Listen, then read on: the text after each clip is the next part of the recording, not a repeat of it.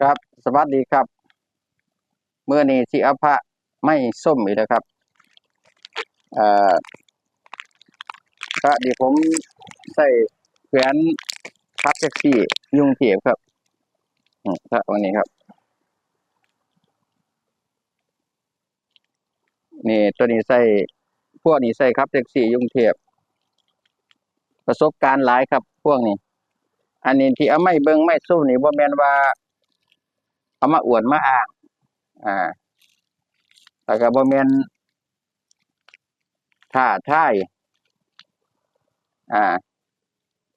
คือเอามาให้เบิ่งนี่เอามาส้มบารมีว่าพระมีพุทธคุณดีหลีอ่าอย่าสิไปเสียครับดีพวกที่ว่าพระนี่เป็นแค่เศษปูนเป็นแค่เหรียญทองแดงซื่อๆอย่าไปเสียเขาพวกนั้นมันหากินตามกระแสดอกครับเดี๋ยวผมเอาไม่เบิ่งนี่เอาที่จริงแล้วก็ผมก็บ่อยากคนเบิ่งหลายดอกอ่าเพราะบางสั้นผมบ่อยากดังนะอ่าบ่อยากดังเพราะว่าต่อไปนี้ที่ผมสิเว้าถึงนี่มันก็โดนเรื่องเกิดมาโดนแล้วล่ะบางคนก็สิฮ้อนดากนะบางคนก็สิฮ้อนดากแต่ว่าเรื่องมันเกิดกรุงเทพพุ่นล่ะสมัยผมว่าแท็กซี่แต่สมัยผมก่อนสิครับแท็กซี่ผมขับมอไซค์รับจ้างก็ง่ายผมไปเป็นบ่าวกรุงเทพว่าไงซะผมเป็นเด็กเทพเด้เด็กเทพเอ่อเด็กเทพแต่ว่าก็มีหลายพวกอยู่ขับมอไซค์รับจ้างอีกพวกหนึ่งมีอยู่เด้ขับมอไซค์รับจ้างอีกพวกหนึ่ง11องค์11องค์นี่พวกนั้นหมู่ลักไปลักไป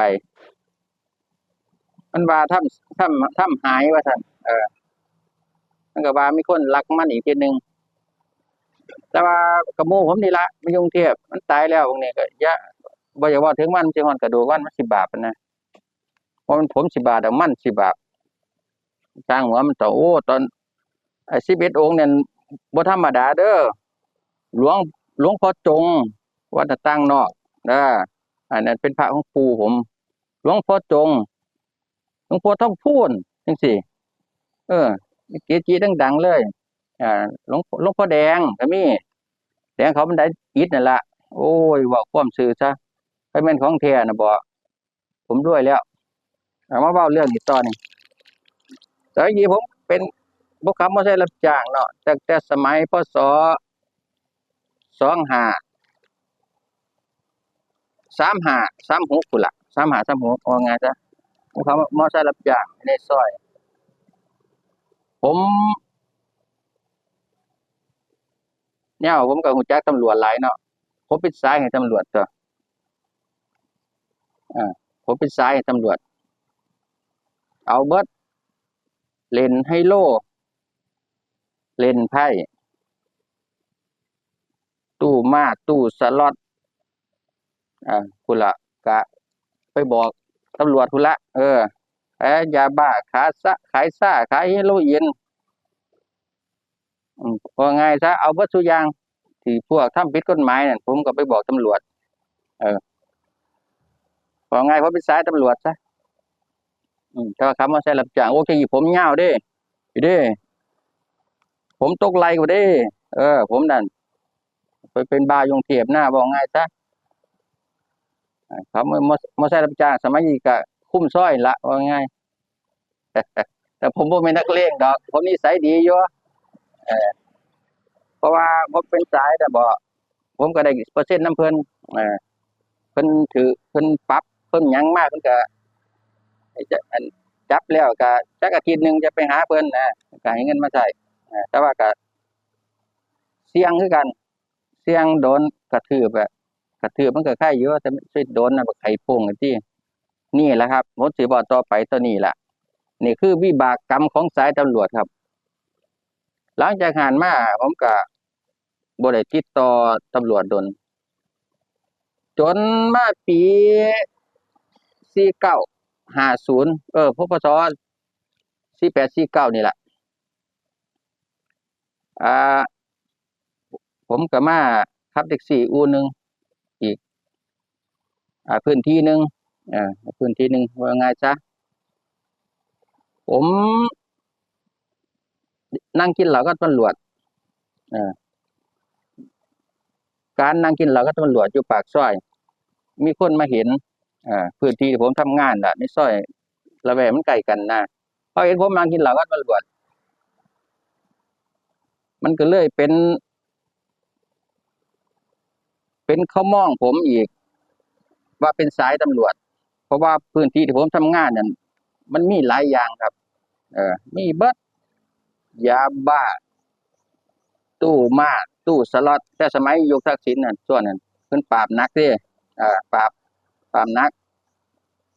บ้านนี้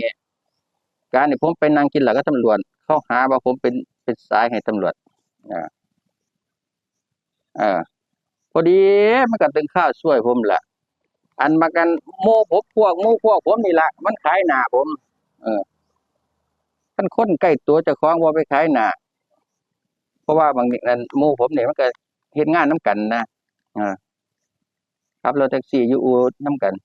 ไปขายหน้าผมมันก็ว่าไงซะมันว่าคันผมตายมันสิเอาเมียผมมันมักเมียผมตอนนั้นบอกตรงๆนี่ล่ะมันก็เป็นบ้าอยู่โอ้ยบักพี่บ้าว่าซั่นหลังจากหันมาพื้นที่ที่ผมอยู่นั่นบ่ยาบ้าก็ถูกจับตู้สล็อตตู้มาถูกจับ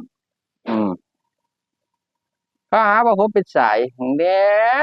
แต่มันกรรมมันเวรอีหยังว่าผมเป็นสายตำรวจมันบ่แม่นพื้นที่มาจับเด้บ่แม่นคนบ่แม่นตำรวจท้องที่มาจับตำรวจส่วนกลางกองปราบเพิ่นมาจับ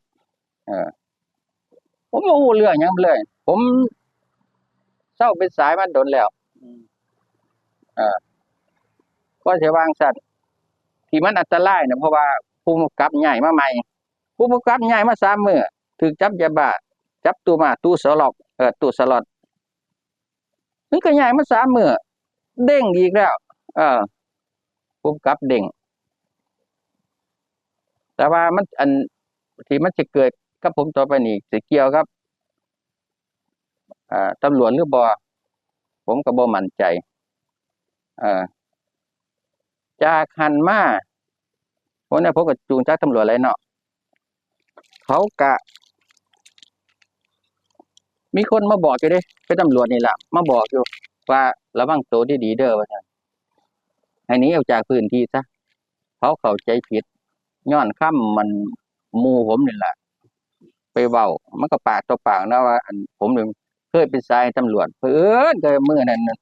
เห็นนั่งกินเหล้ากับตำรวจอยู่ปากซอยโทรเอิ้นตำรวจมาเป็นหยังผมคือเอิ้นมาว่าติเพิ่นเอาลูกปืนมาให้2กล่องมื้อนั้นเพิ่นว่าบ่ต้องเพิ่นเอามาฝากไว้อยู่ห้องผมเพิ่นบ่เอาเงินนำเพิ่นบ่เอาเงินนำเลยโทรเพิ่นมาว่ามาเอาเงินนั่นล่ะบ่ได้มีอีหยังบ่ได้ไปบอกเรื่องนั้นเรื่องนี้ผมเซาแล้วอันนี้ล่ะมันเป็นหอข้างแท้เขาน่ะคิดว่าผมเป็นหอข้างแท้แม่นอีหยังก็สร้างที่เกิดอยู่ในพื้นที่นั้นเขามาเจาะจงเพราะว่าผมเป็นสายอันตรายบ่อันตรายนี่ล่ะสิ่งที่เว้าต่อไปนี้วิบากกรรมของสายตำรวจผู้ใดเป็นสายตำรวจระวังเด้อ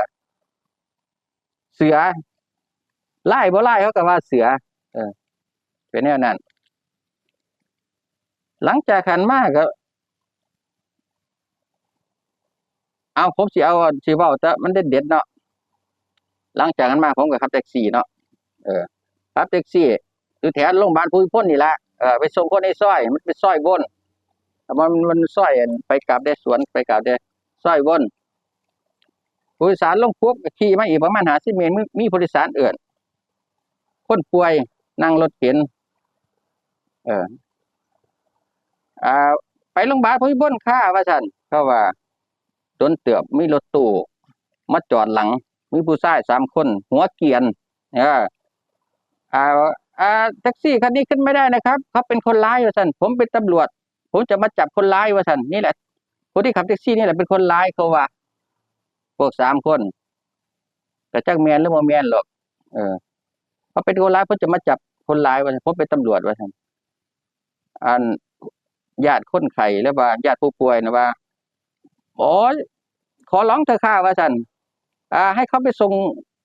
คนป่วยก่อนได้ไหมว่าท่านเพราะว่ามันไม่มีรถเลยหรือว่าคุณจะไปส่งคนป่วยว่าท่านก็ถามตำรวจถ้างั้นก็ตามไปจับที่โรงพยาบาลภูมิพลเลยว่าท่านถ้าเขาเป็นคนร้ายจริงๆว่าท่านเขาก็บอกกันหลายคำอยู่ตำรวจก็ถึงด่า3 คนจะแม่นตำรวจหรือเป็นเอียงดอกคนร้ายล่ะคือเขาแอบอ้างเอาสิอุ้มผมขึ้นรถตู้ว่าง่ายซะสิอุ้มผมก็เปิดกระจกเพราะว่าผมแง้มบอกกับผู้โดยสารเนาะว่าไปโรงพยาบาลมีคนผมบ่ทันได้รูดขึ้นเขาบอกหยังผมก็ได้ยินเบิดล่ะก็ผู้โดยสารก็ขึ้นคนป่วยขึ้นผมก็ไปโรงพยาบาลผู้คนก็บ่เห็นมันนำมาเด้ล่ะตัวอัน3 คันน่ะตำรวจเพราะว่าผมเป็นผู้ร้ายจักผมเป็นผู้ร้ายอีหยังผมไปเฮ็ดอีหยังมาผมผิดอีหยังถ้าว่าเป็นตำรวจอีหลีว่าผมเป็นคนร้ายอีหลีมันก็คือบ่นำจับผมอันโรงพยาบาลภูมิพลก็เห็นเด้อนี่แหละครับ1ผมรอดมาได้ก็สิแม่นปาฏิหาริย์พุทธคุณหรือโชคช่วยหรือสิพระนี่ล่ะนี่แหละพวกนี้คันได้เบิ่งคลิปผมนะผมบ่ได้ท้าทายท่านเด้อผู้สิอุ้มผมขึ้นรถผมบ่ได้ท้าทายผมก็บ่ได้ผูกใจเจ็บดอกผมก็บ่ได้เป็นหยังดอกแล้วก็ผมก็อย่าสิไปเฮ็ดหยังผมเถาะผมบ่รวยดอกหาเช้ากินค่ำผมก็เว้าไว้ซื่อแล้วผมอัดอั้นใจมาโดนแล้วนี่ล่ะเรื่องเป็นแนวนี้บ้านนี้กระจอกกระแจกหลายเด้พวกวัยรุ่นสิเอิ้นมุกเข้าไปในซอยหลายเพิ่นเว้ากันสิลัดคอสิอันจี้สิหยังผมก็หลายอยู่ผมเวลาผมฮู้นี่ผมสิเฮ็ดแนวนี้เด้อผมเข้าได้ซอยเข้าซอยเหมือนๆเนาะตี 4จังซี่เข้าไปซอยเหมือนผมก็ใช้รถว่อเนาะผมก็บอกรหัสไปเรียก0ตอนนี้007กำลังเข้าซอยว4ซอยนั่นซอยนี้ผมก็รายงานไปอีก5 นาทีถ้าผมไม่ตอบกลับนี่แจ้งตำรวจให้ด้วยหรือก็บอกสมาชิกตรวจสอบด้วยบอกดิว่าวิทยุไว้นะแม่ค่ายก็รับทราบ007รับทราบ5 นาทีนะ007สแตนบายแม่ค่ายสแตนบายด้วยผมบอกมันสิเฮ็ดผมบักขลังสคจังซั่นมันตื่นแล้วมันบ่กล้าแล้วเพราะว่ามันภายใน5 นาทีผมบ่ออกมาปากซอยนี่แม่ค่ายก็สิบอกสมาชิกเข้าไปตรวจสอบหรือก็สิแจ้งตำรวจนะนี่ก็อีกไว้เป็นไว้พริบอีกแบบนึงสิโชคช่วยก็แบบนึงบอกง่ายๆซะจาก49มา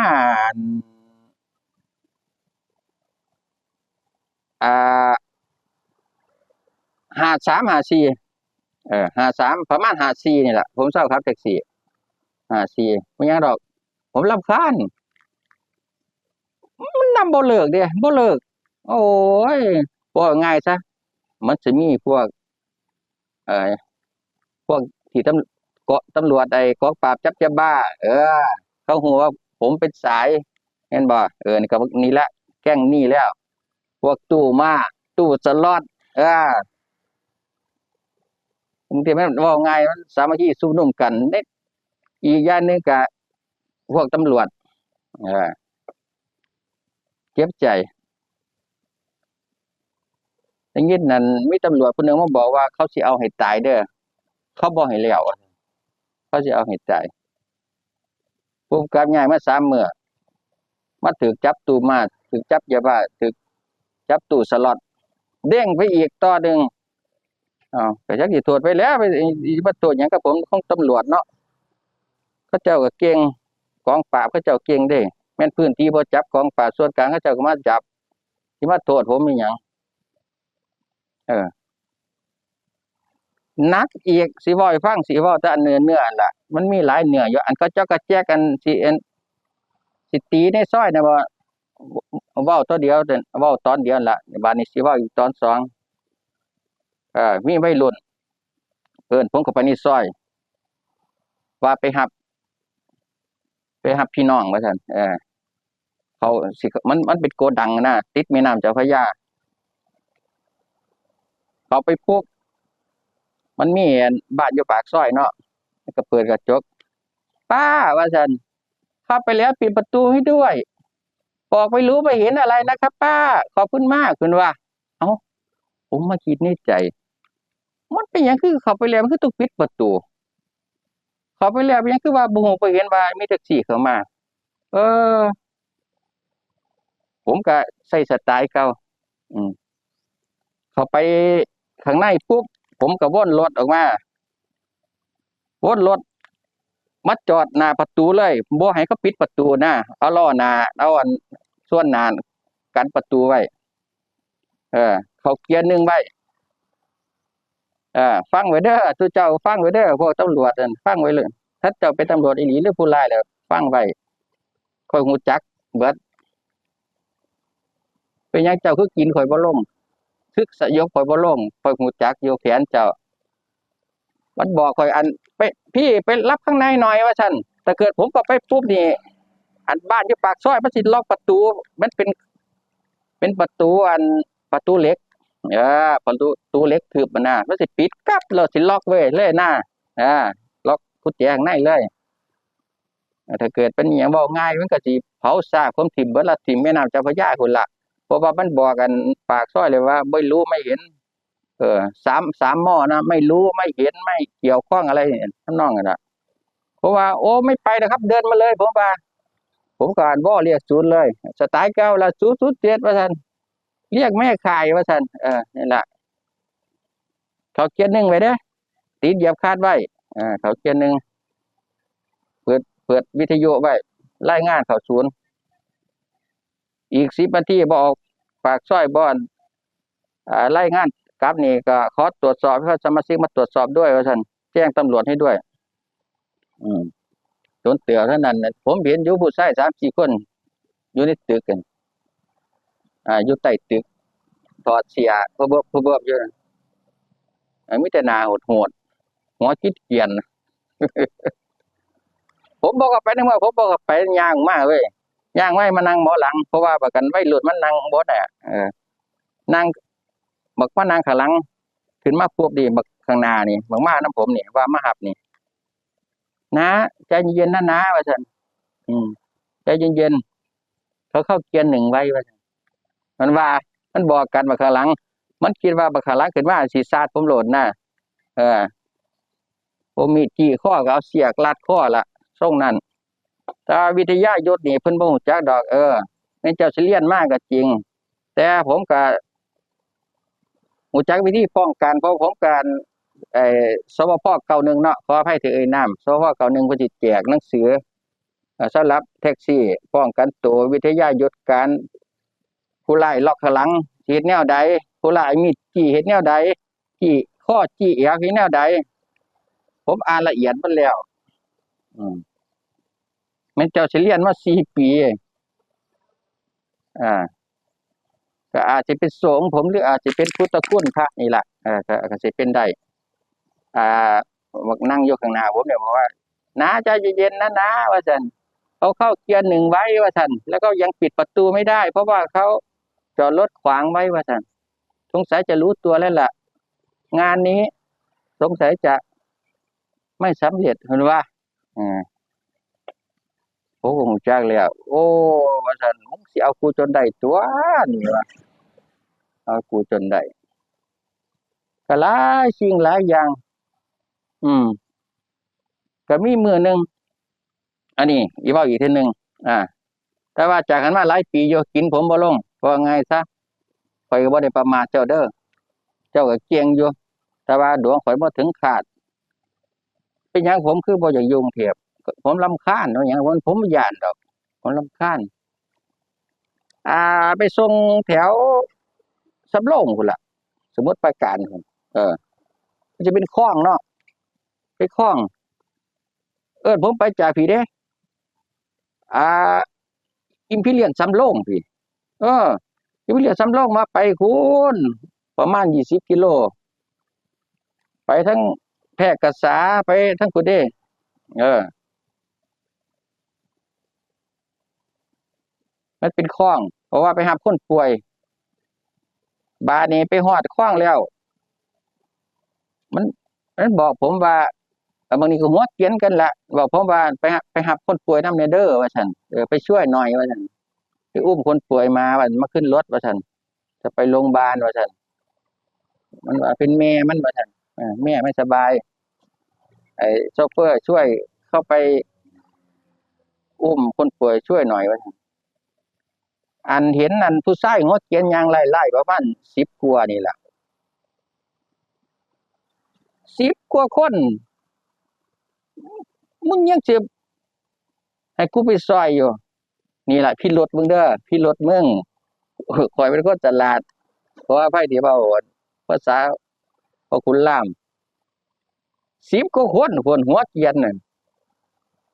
เป็นหยังก็ต้องให้ข่อยไปซอยเออมันบ่ใช่แล้วบ่แม่นแล้วผมก็เลยว่าผมมีธุระด่วนกับพี่ว่าซั่นผมมีธุระด่วนผม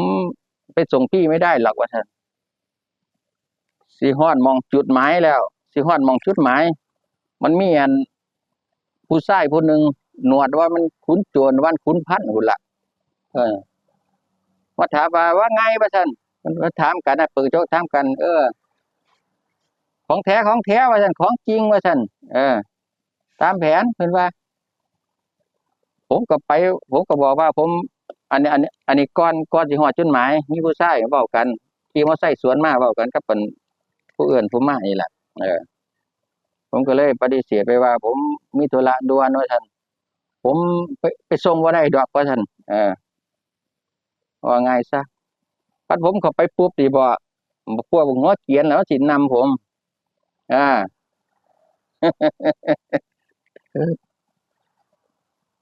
รอดตายวุดหวิดนี่แหละวิบากกรรมผมก็เลยกลับรถผมไม่ไปละพี่ว่าซั่นผมมีธุระด่วนว่าซั่นงานก็ก้อยอีกแล้วมันน่ะก้อยอีกแล้วมันไปหยังบ่เฮ็ดเวียกเฮ็ดงานบ่สิมานำค่านำมันคนปานนี้บ่ได้ก็ไปหาจับยาบ้าจับผู้ร้ายอยู่หยังสิมาเกลียดมันคืนคมอีหยังก็ดอกกระเดียมันบ่แม่นฝีมือข้อยมันบ่แม่นข้อยว่ามันข้อยบ่ได้เป็นสายตำรวจให้ตัวเจ้า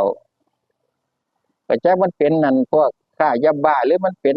ตำรวจล่ะผมก็บ่รู้จักแต่มันหัวเกรียนแต่ว่าผู้ชาย3คนนั่นรถตู้สิอุ้มผมขึ้นนั่นมันว่าเป็นตำรวจมันแอบอ้างบ่จักเออโอ้ชีวิตคนนี่โศกโศนเด้อเด้ออืมอันกระจอกกระแจกันย่างสวนเทียนจัดการผมนั่นน้อยๆน้อยๆเนี่ยผมบ่เบาผมสิเอาแต่ว่าเหตุการณ์เด็ดๆนะเออ3เหตุการณ์4เหตุการณ์นี่แหละครับนี่แหละครับตรงนี่ล่ะพ่วงนี่แหละ